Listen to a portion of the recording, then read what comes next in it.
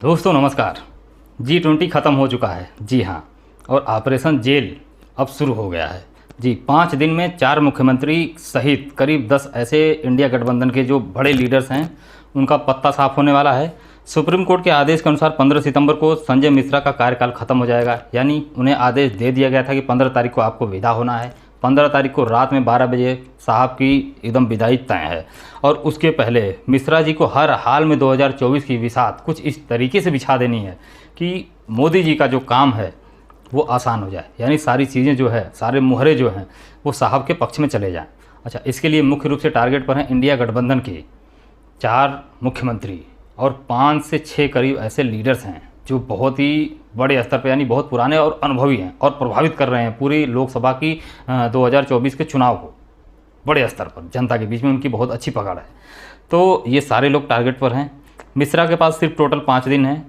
जो काम नड्डा जी नहीं कर पाए, जो काम शाह जी नहीं कर पाए, जो काम मोदी जी खुद नहीं कर पाए, वो काम शायद ये मिश्रा जी जो है वो कर दिखाएं, ऐसी संभावना जताई गई है। और इसीलिए जो है कहीं ना कहीं यही वजह थी जो इनका कार्यकाल बार बार बढ़ाया जा रहा था। अच्छा, मिश्रा जी के लिए भी ये बहुत ज़रूरी है कि वो जाने से पहले अपने लिए इतना इंतज़ाम कर लें, यानी साहब के प्रति जो कार्य हैं वो सारी चीज़ें सिद्ध करके विदा हों, ताकि जो एक नई पोस्ट बनाने की चर्चा हो रही थी वहाँ जो है उनके लिए स्थान फिक्स हो सके।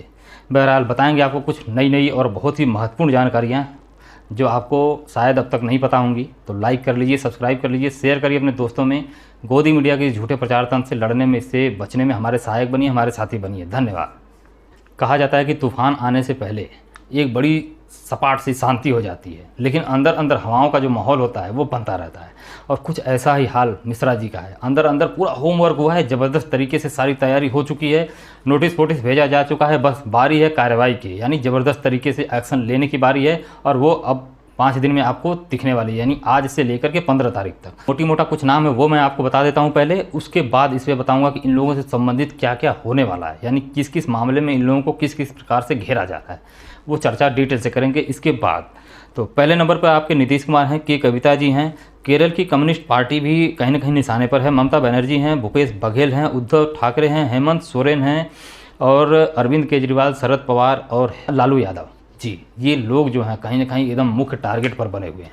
और इसमें से अब मैं आपको डिटेल से इन लोगों के बारे में बताऊंगा कि ये क्या क्या जो है, ये लोग किस किस मामले में किस तरीके से फंसाए जा रहे हैं और इनसे संबंधित क्या हो सकता है, यानी इन्हें किस तरीके से घेरने की कोशिश है। और बाद में हम एक बहुत शानदार कंक्लूजन भी करेंगे। तो वीडियो पूरा देखिए, आपको बहुत मज़ा आने वाला है और आप बहुत अच्छे निष्कर्ष पर भी पहुँच जाएंगे कि ये सारी जो चीज़ें हो रही हैं वो क्यों हो रही हैं और इसके पीछे क्या गहरी साजिश है। तो जो पहले नंबर पर वो छत्तीसगढ़ के बघेल जी को ले लीजिए आप। वो कहा जा रहा है कि अडानी जी को खदान देने का मामला है। एक्चुअली उसमें मामला यह है कि फाइनेंशियल एक जो लाइन है वो बनाने की कोशिश है, क्योंकि खदानें जब अडानी जी के पास जाएंगी तो इनकम ज़बरदस्त और वो सारी चीज़ें वो कहीं ना कहीं सेंटर और को जाने लगेंगी। तो कहीं ना कहीं इस तरीके से उन्हें घेरने की कोशिश है। और इसी के तहत बघेल जी के जो एक सलाहकार हैं वो हैं आपके विनोद वर्मा, उनके ऊपर कार्रवाई जो है हुई है। और उनके ऊपर नहीं, उनसे जुड़े हुए लोग थे, उनके ऊपर कार्रवाई हो रही है और ज़बरदस्त तरीके से हो रही है, मतलब बिल्कुल बहुत ज़बरदस्त वाली घेराबंदी है। दूसरे नंबर पर जो है आपके हेमंत सोरेन हैं। हेमंत सोरेन को ये कहा जा रहा है कि आप जो है इंडिया गठबंधन जो है उससे हट जाइए, उसे छोड़ दीजिए और हमारे साइड आ जाइए। और जैसे ही हेमंत सोरेन कांग्रेस के गठबंधन से हटेंगे, यानी उनसे दूर हटेंगे और भाजपा की तरफ आएंगे, तो वहाँ इनकी सरकार बन जाएगी।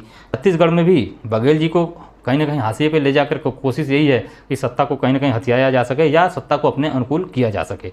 और तीसरे नंबर पे आपके शरद पवार हैं। अब शरद पवार को लेकर के एक बहुत बड़ी स्थिति ये बन गई है कि एनसीपी को पूरा तोड़ दिया गया। अजीत पवार उधर चले गए, उसके बावजूद भी जो एक एनसीपी का वोट बैंक है, यानी जो उनके समर्थक हैं, वो वोट जो है इन्हें कहीं से भी ऐसा नहीं लग रहा है कि वो वोट बैंक ट्रांसफ़र हुआ है, यानी अजीत पवार के साथ कुछ हुआ है, ऐसा नहीं। अजीत पवार के जो 70,000 और कितना वो मामले में आप देख चुके हैं कि घोटाले के आरोप लगे और सारी चीज़ें, उसके बाद वो किस तरीके से क्या क्या हुआ, वो शामिल हुआ और क्या हो गया। तो जनता जो है उनके ऊपर भरोसा नहीं कर रही। शरद पवार जिस तरीके से डटे हुए हैं तो जनता अभी भी शरद पवार के साथ में है। एनसीपी के कई और जो शरद पवार गुट के लोग थे उन पे वो शुगर मिल वाला मैंने आपको बताया ही था, तो उसमें भी कई सारे वो केस वगैरह हुए हैं इनके जुड़े हुए लोगों पर। और इन्हें घेरने की पूरी कोशिश हो रही है कि किसी तरीके से इन्हें पूरा तोड़ दिया जाए और इनकी बेटी भी ये एनडीए में शामिल हो जाए किसी तरीके से। तो जो वोट बैंक है एनसीपी का वो मिल सके, क्योंकि बहुत गंभीर स्थिति यदि देखा जाए, सबसे बदतर स्थिति यानी मध्य प्रदेश से भी बदतर स्थिति आपकी महाराष्ट्र में है। तो कहीं ना कहीं शरद पवार को इस तरीके से घेरने की कोशिश है। नीतीश को लेकर के एक इनके फाइनेंस मिनिस्टर हैं और उनके जो रिश्तेदार हैं उनको घेरा जा रहा है बहुत ज़बरदस्त तरीके से, क्योंकि नीतीश कुमार पे उनका कुछ है ही नहीं, उनको कुछ मिलता ही नहीं कि उनको कहाँ से पकड़ेंगे। तो इस वजह से उनके जो करीबी लोग हैं वो उन्हें घेरने की कोशिश है।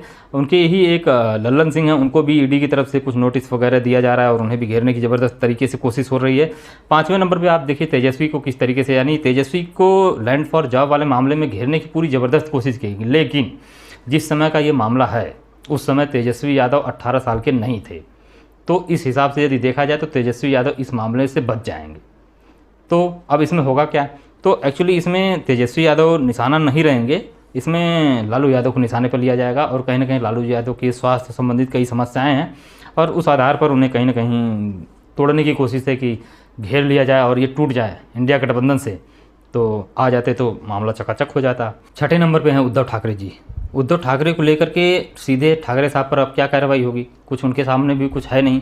तो उसमें एक किशोरी पेडकर हैं, तो इनको लेकर के मामला ये है कि ये नया मुकदमा दर्ज किया गया और ये बीएमसी यानी जो म्यूनसिपल कॉरपोरेशन है मुंबई का, तो उसकी मेयर रही हैं और उसी के तहत जो है, और ये जो आदित्य ठाकरे और उद्धव ठाकरे की बहुत करीबी भी हैं, तो इस आधार पर उन्हें थोड़ा सा घेर करके और ठाकरे जी को जो है तोड़ने की कोशिश इस तरीके से की जा रही है। ऐसा कथित तौर से ये सारी चीज़ें कही जा रही है, जो जितनी भी चीज़ें मैं आपको बता रहा हूँ।